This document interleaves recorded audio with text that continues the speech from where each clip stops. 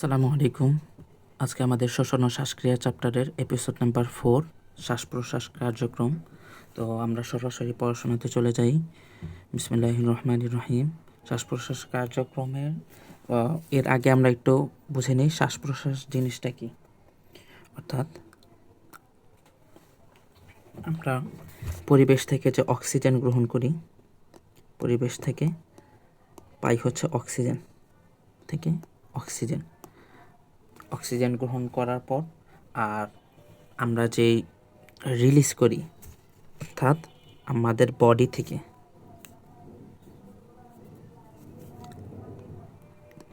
থেকে নিঃসরণ করি হচ্ছে কার্বন ডাই অক্সাইড, ত্যাগ করি। তো এই ফুল প্রসেসটাকে আমরা বলতেছি হচ্ছে শ্বাস প্রশ্বাস। তো যাই হোক, শ্বাস প্রশ্বাসের সাথে হচ্ছে দুই ধরনের পেশির কার্যক্রম জড়িত। দুই ধরনের পেশি,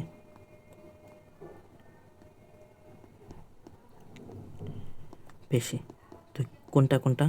এক নাম্বার হচ্ছে ডায়াফ্রাম।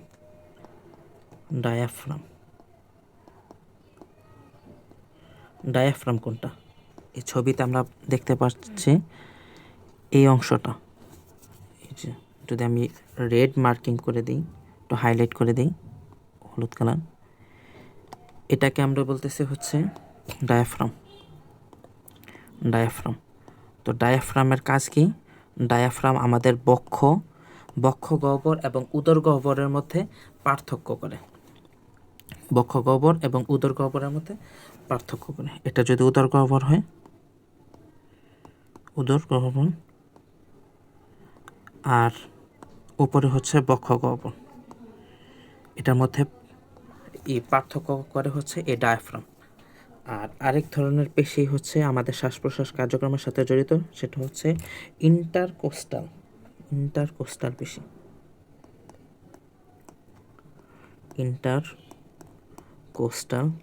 পেশি। আচ্ছা, ইন্টার মানে হচ্ছে মাঝামাঝি, কোস্টাল মানে হচ্ছে রিবস, আমরা যেটা বলতেছি হচ্ছে, অর্থাৎ ধরেন পোষকা। আমরা রেড মার্কিং যদি করি এখন, এটা এই যে এই বক্ষপিঞ্জরের এই হাড্ডিগুলোকে আমরা বলতেছি হচ্ছে, এদেরকে আমরা বলতেছি হচ্ছে রিবস। এটা অপর নাম হচ্ছে কোস্টাল পেশি। আচ্ছা, যাই হোক, ইন্টার বলতে বুঝাইতেছে হচ্ছে এই দুই রিবসের মাঝামাঝি থাকে হচ্ছে ইন্টারকোস্টাল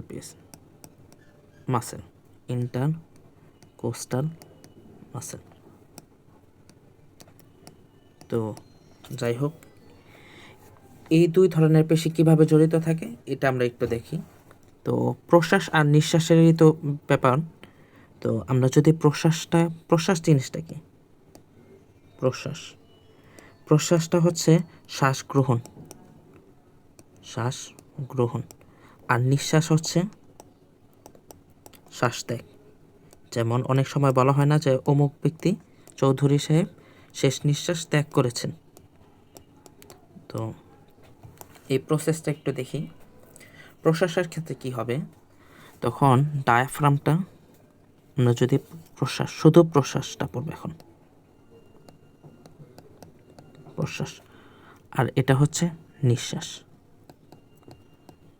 নিঃশ্বাস। তো কোনটা কি হবে? প্রশ্বাসের ক্ষেত্রে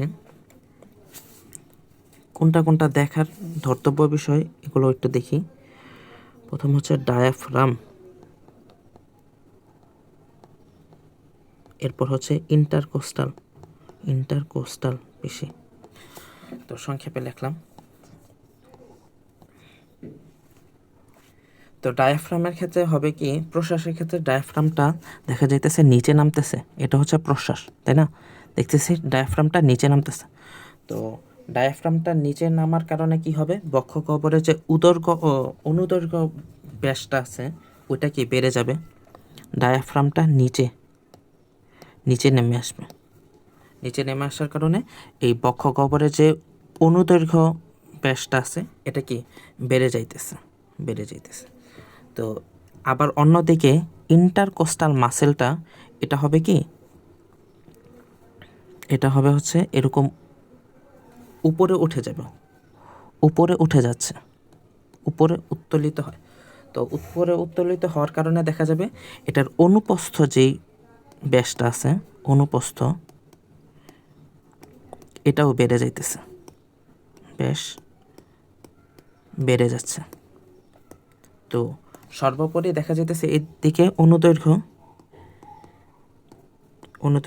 ব্যাসটাও বেড়ে যাচ্ছে, আবার ওদিক দিয়ে অনুপ্রস্থ ব্যাসটাও বেড়ে যাচ্ছে। তো সব মিলিয়ে দেখা যাইতেছে পুরো বক্ষপিঞ্জরটা এটা কি সর্বোপরি ওইটা পুরো যে আয়তনটা এটাই কি বেড়ে যাইতেছে। তো এই বেড়ে যাওয়ার কারণে আমরা একটা জিনিস জানি, তো প্রেশার আর ভলিউমের পার্থক্য মানে সম্পর্কটা হচ্ছে এটা। অর্থাৎ যদি এরকম হয় যে আয়তনটা বেড়ে যায় তাহলে প্রেশারটা কমে যাবে, প্রেশার যদি বেড়ে যায় তাহলে ভলিউম কমে যাবে। আচ্ছা যাই হোক, এখন আমরা দেখতেছি ভলিউম বা আয়তনটা কি বেড়ে যাইতেছে না।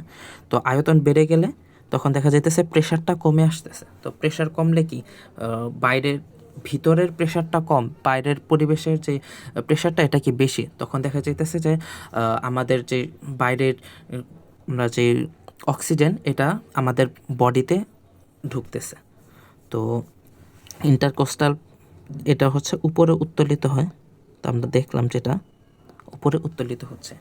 তো আর সর্বোপরি আর এইভাবেই হচ্ছে প্রশ্বাস কার্যক্রমটা মানে সংগঠিত হয়। আর নিঃশ্বাসের ক্ষেত্রে আমরা একটা জিনিস মনে রাখবো, নির সাথে মনে রাখবো হচ্ছে এটা একটা নিষ্ক্রিয়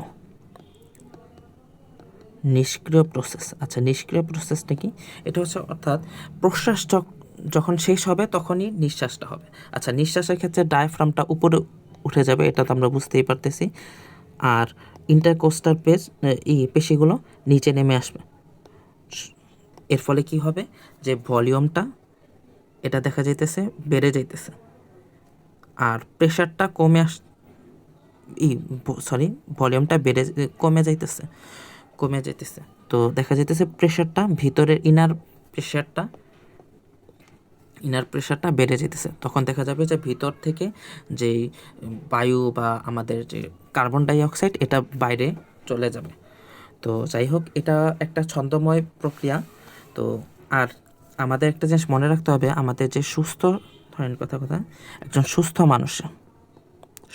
মানুষে শ্বাস প্রশ্বাস হয় হচ্ছে প্রতি মিনিটে 14 থেকে 18 বার মিনিটে। আর একজন শিশুতে, ছোট বাচ্চার মধ্যে এটা হয় হচ্ছে 40 বার মিনিটে। তো এই জিনিসটাও ভালো করে মনে রাখতে হবে। তো এতটুকুই ছিল আজকের মতো পড়াশোনা। তো পরবর্তী ভিডিওতে নতুন কোনো টপিকে নতুন একটা টপিক নিয়ে আসবো ইনশাল্লাহ। তো ততক্ষণ পর্যন্ত ভালো থাকুন, সুস্থ থাকুন। আসসালামু আলাইকুম।